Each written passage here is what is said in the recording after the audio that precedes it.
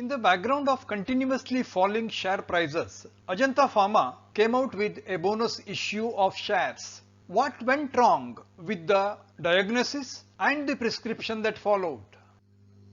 Well known for its global operations as a specialty pharmaceutical company, Ajanta Pharma is a reputed name, be it ophthalmology, dermatology, cardiology or pain management. Ajanta Pharma's share price has moved in a steeply descending channel over last 9 months with falling price after every quarterly results. When Q1 results were announced, market cap was 20,457 crores, which went on eroding quarter after quarter, and by the time Q4 results were due for announcement, it had come down to 14,162 crores, a clear loss of 30% of peak market cap. Market had its own reasons for punishing Ajanta Pharma. Ajanta Pharma over 5 years has grown at a CAGR of 10.8% in revenue, quite impressive, but disappointment in both EBITDA and PAT, who have grown at a rate far lower than revenue. But company's growth in total assets and net worth is quite praiseworthy, but the losers are shareholders. The market cap of the company remains at the same level it was 5 years ago in FY 16-17, around 15,500 crores, delivering a 5-year CAGR of next to nothing, and that summarizes why market is unhappy with Ajanta Pharma. Ajanta's market cap moved over 5 years to remain where it was in FY 16-17 with absolutely no upward growth. It was mainly because of the dip in its profit after tax that the share price fell down to 1,000 rupees plus in FY 19, and as a result the PE, which was there at 30 plus, moved downwards steeply, reaching the latest level of 21.7, which is well below the 6-year median of 24.6. On 10th May, when the Q4 results were announced, the company declared a bonus in the ratio of 1:2. It was a clear attempt to cover up for poor earnings, as bonus shares are always a presentation tactic rather than a wealth creation strategy for shareholders. Company could maintain its revenue during the 4 quarters of FY 22, but the weakness was exposed when it came to EBITDA and EBITDA percentage. Both in absolute amount and in percentage, EBITDA fell every quarter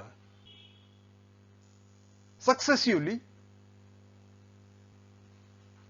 and falling with force, with the least EBITDA reported in the latest quarter at 23.7%, and that was quite worrisome. Company lost profits during the year largely due to loss of sales in high profit geographies. In India, profits in fact improved with increased sales and a higher institutional component therein. Asia branded business had a marginal fall accompanied by similar fall in profits. Africa brands registered an increase but not much in profitability. It was the severe price erosion impact in US generics market that hurt company's profitability.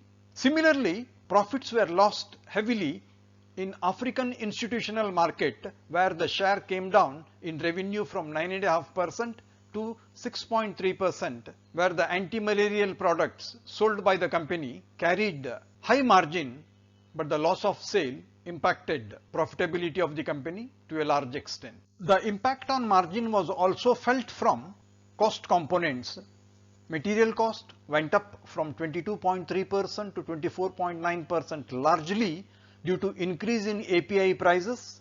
Of course, there was a marginal increase in employee cost, but the real hit was in other expenses, where the percentage moved by almost 3.8, mainly due to freight cost and related expenses. As compared to previous year, company's EBITDA fell down from 34.5 to 27.8, a neat fall of 6.7%, massive, and that showed the vulnerability of the company at its worst.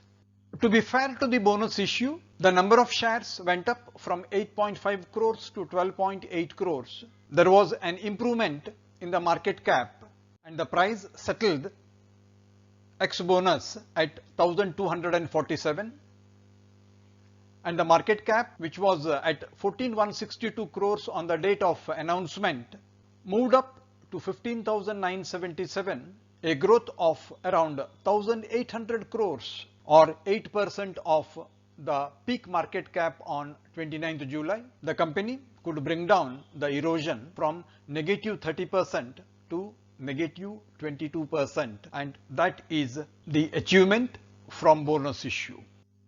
I am Vittal Prabhu with the weekly video on Stock Learning Simplified. Hope you will find the video useful and interesting. From the positive angle, the company has a capital employed consistently growing year on year with a decent earning before interest and tax, more particularly during the last 2 years, and the resulting return on capital employed for the latest year at 28.1%. Another plus point for the company is that it is a debt-free company, and of its total assets, 80% is funded by internal funds, that is by net worth. Key takeaways from cash flow for the last 6 years. Operational cash flow, significant. Consistent working capital management, but smaller amount of dividend. Huge investment in fixed assets. Multiple buybacks during last 4 years. On the whole, a company with decent cash on the balance sheet and strong financial prudence and discipline. Company may be financially prudent and disciplined, but its payout leaves much to be desired. Dividend has remained quite small with a payout of around 15% on an average. Yield has remained poor, below 1%. Ajanta's shareholding pattern is a mixed bag. Promoters have a clean holding of 58.8%, strong, substantial, but there is a promoter pledge shareholding to the extent of 11.7%, which is quite risky. Mutual funds have increased their holding by 1% over a year. So also FPIs, who have marginally added to their holding during the year. Retail and others remains constant. Risk arises from the promoter pledge of 11.7%, which can be a wealth destroyer in the unlikely event of invocation of security by the creditor on borrower's default. With its reputation and standing, it will be quite reasonable to expect Ajanta to report a better operating leverage and a better EBITDA in the very near future. But its constraint is the delayed FDA inspection and clearance, which is hurting its revenue and profitability from US generics market.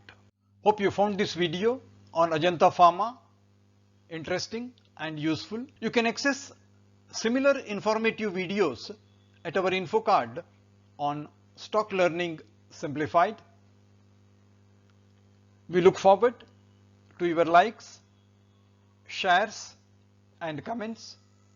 If you are new to the channel, may please subscribe and press the bell icon for timely intimation on our forthcoming videos.